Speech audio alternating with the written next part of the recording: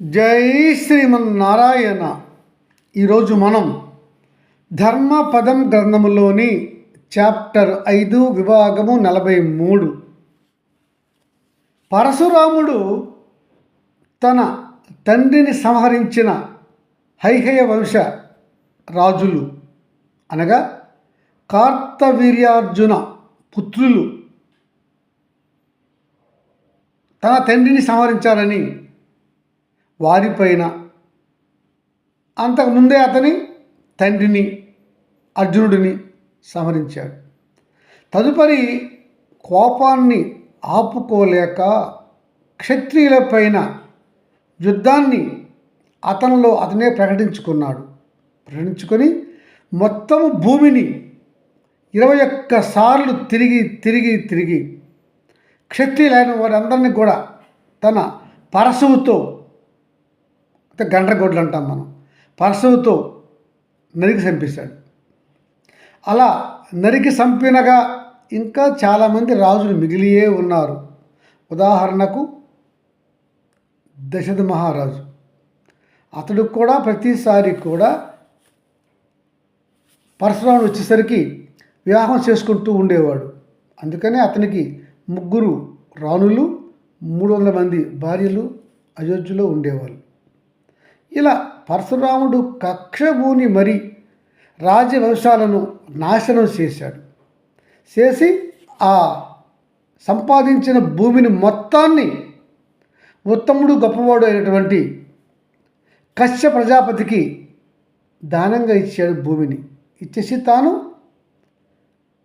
పడమర సముద్రాన్ని ప్రార్థించి కొంత భూభాగాన్ని అక్కడ సముద్రంతో ఖాళీ చేయించి అక్కడ ఉన్నటువంటి మహేంద్రగిరి పైన అతను తపస్సుకు ఉపక్రమించాడు పరశురాముడు. ఇలా పరశురాముడు భూమిని కశ్యపుడికి దానం చేయగా కశ్యప ప్రజాపతి తన భూమిని బ్రాహ్మణులకు దానం చేసేసాడు. బ్రాహ్మణోత్తములకు దానం చేసి ఉంటే బాగుండేది.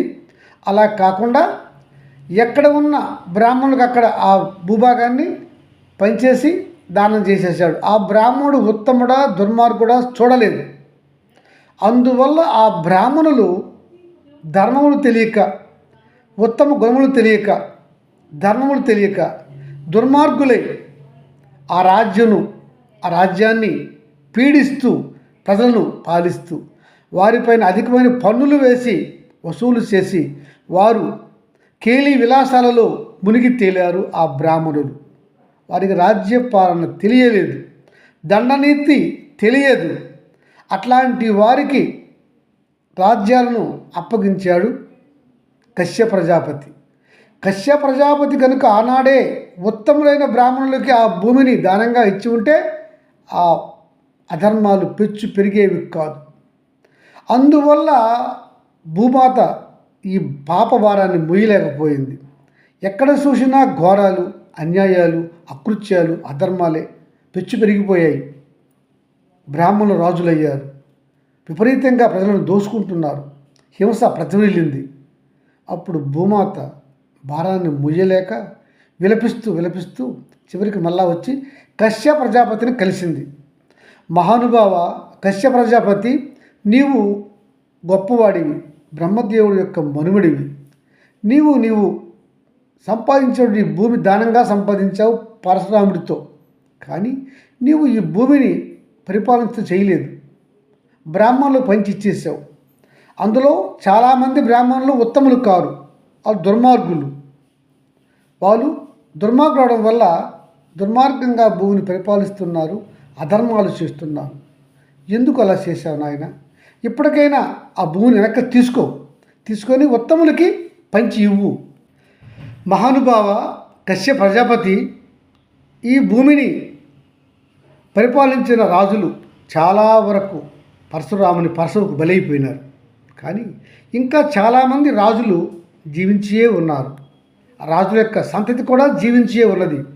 వారికి రాజ్య పరిపాలన, దండనీతి, ధర్మంగా పరిపాలన చేయటం తెలుసు. కనుక ఈ రాజ్యాన్ని మరలా ఆ రాజులకు ఇవ్వు, ధనంగా ఇచ్చేసేయి అన్నది భూమాత. అంటే అంటున్నాడు అతను, మాత భూమాత నమస్కారం, మరి అట్లాంటి రాజులు ఎవరున్నారు ఈ భూమిపైన, నాకు ఒకసారి చెప్పమ్మా అని అన్నాడు కశ్య ప్రజాపతి.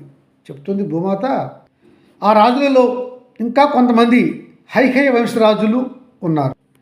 కురువంశరాజులు, విదురుడు అనే మహారాజు, సుదాసు వంశ మహారాజు సర్వకర్ముడు, శివచక్రవర్తి మనుమడైన ప్రతద్దన మహారాజు యొక్క కుమారుడు వత్సతుడు, దదివాహనుని పుత్రుడు అంగుడు, బృహద్దద మహారాజు వంశం చెందినటువంటి బూరి, ఇంకా మరుత్తుని వంశరాజులు చాలామంది జీవించే ఉన్నారు.